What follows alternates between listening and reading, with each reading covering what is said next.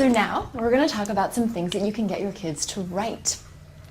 One of the things that's interesting about piano is that it has a lot to do with just visual perception, even though it's a completely aural instrument, like most instruments are.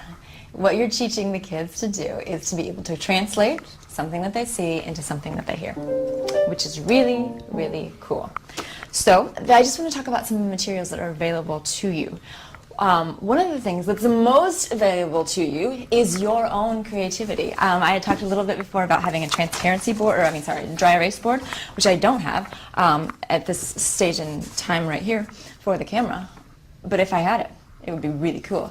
Magnets are a great thing. If you have a blackboard, obviously blackboards are usually magnetic, or a dry erase board that's magnetic. Magnets can be your little notes, and so you can have a magnet here and a magnet here, and the kids can arrange them all around. There are so many games that you can play, and it's sort of your job to think about them. There are some great resources through the big music publishers. Alfred, I'm a big fan of. I had talked about that earlier. After having met the president, who's cool. Favor and Favor, all of these places have Bastions, all of these method books have series of activities that you can do.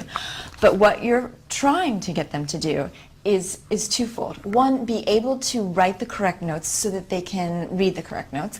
And two, encourage creativity. Encourage all sorts of things all over maybe. Maybe they could jump from here to here and see what that sounds like so that they write for you a song and you play it. That happens a lot. They'll say, I don't know, and they can't, oftentimes it happens that they can't play what they write.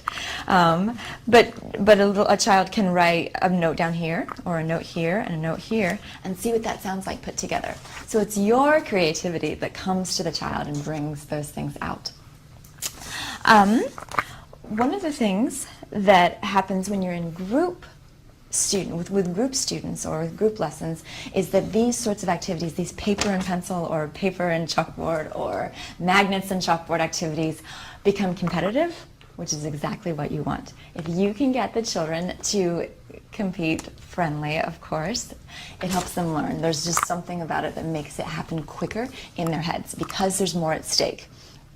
And so I would encourage you to find ways that you can make that happen.